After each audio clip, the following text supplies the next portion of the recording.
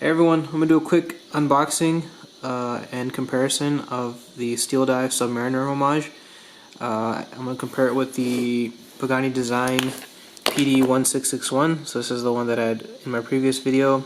Done a couple of mods. So the dial I changed to Seiko dial, and recently I did the hands. The color doesn't really match up perfectly. The hands are a little more green. They have C3 Luminova. While the hands, the dials markers are white, and they don't really have any lume. And I also removed the Cyclops. So we'll do a comparison with this. So here's a box. Most Steeldive, Addy's Dive. There's a couple other brands that use the same box. Probably all come from the same factory. I don't really like these boxes because they're not really useful. Seems like a waste of plastic too. There's a watch. Got the blue one. I have every other color of watch. Comes with this card, Addy's Dive. What I bought was a Steeldive, so obviously it doesn't really matter. And then a push pin remover tool. Here's the watch.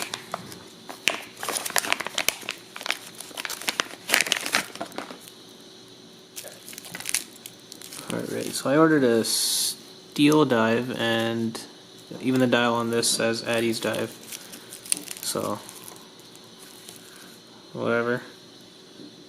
Let me unwrap this and we'll take a look. Alright, here's the watch with all the plastic off. I hate that stuff, it takes forever. So first impressions, first thing I checked was a bezel. It doesn't sound bad, but it's a little too easy to turn, and then this playback, that's kind of like unacceptable. Way too much playback. The other thing, I don't know if you can tell in the video, but the ceramic bezel is blue and then the dial is like purple. And none of these cheaper watches can ever get the dial correct. They can never match the color. It's always purple. The other thing is going to be the bracelet. As you can see, there's no taper or minimal taper. Poly center links. The brushing is, it's alright. Doesn't even look like brushing actually. It looks kind of like it's sandblasted. And then now I know why they have the push pin tool, because it uses push pins, not screws. The bracelet clasp is pressed metal and there's no branding on it, and then the case back is that they copied Rolex. There's it's just sterile, and then the crown is also sterile.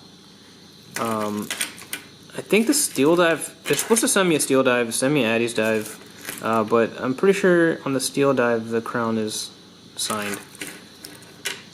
The end links fit really good though. There's no play there. And then let me just quickly compare it with the Pagani Design PD-1661 that I had got. So the price is similar. As I mentioned in my previous video, I got the Pagani Design during the 11/11 sale, and I got it for around $65. And then the Steeldive or Addy's Dive I got during the Black Friday sale, and that was around $80. So about a $15 difference. Don't ever buy these full price. Just wait for one of these sales. They happen every couple of months. So main difference that I noticed is the bezel. So on this there's way too much play. The clicks sound a little nicer, but it's very easy to turn, and there's way too much play. On the Pagani Design, it sounds a little more tinny, but there's like no play there. The other thing is going to be the bracelet. So on this, you can see they copied Rolex, really well. Tapers very nice, and the clasp is basically milled, and they have their logo on it, which I like. See-through case back, and then also they signed their crown. And it's also brushed, which I prefer. This is not brushed, polished center links. And again, the brushing on the Pagani Design, the brushing is better. Can't really compare the dials since I switched this one out, but this dial looks okay. I don't have any complaints. And then the last thing that I will check is the lume. The magnifying glass actually is pretty nice, and it's placed. It looks parallel with the date window underneath. So that's nice. Let me flash some light on these, and then we'll get a lume shot, and I'll end this video. Alright, so here's a lume shot. You can see the bezel on the Steeldive or Addy's dive is also lumed, 2 different colors.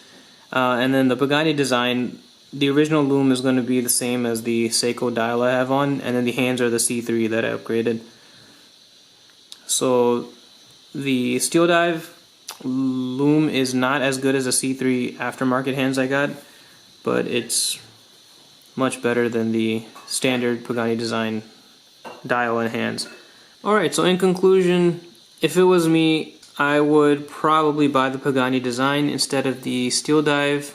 You can upgrade the hands and the dial and get more lume. The only reason I would get the Addies or the Steeldive over the Pagani Design is for the lume, but since it costs $15 more, you can just buy an aftermarket dial for $20, buy hands for about $10, and for under or around $100 you have a very nice watch. I like the brushing better on the Pagani Design, the bezel is better, the bracelet is better, and the clasp is better. So the only reason you would get the Addy's dive is essentially for the lume. Everything else the Pagani Design does better. So that's my conclusion. Thanks for watching. If you guys have any questions, write it in the comment section. I'll try to answer, and if you need me to elaborate anything in a video, I can do that as well. Thanks for watching.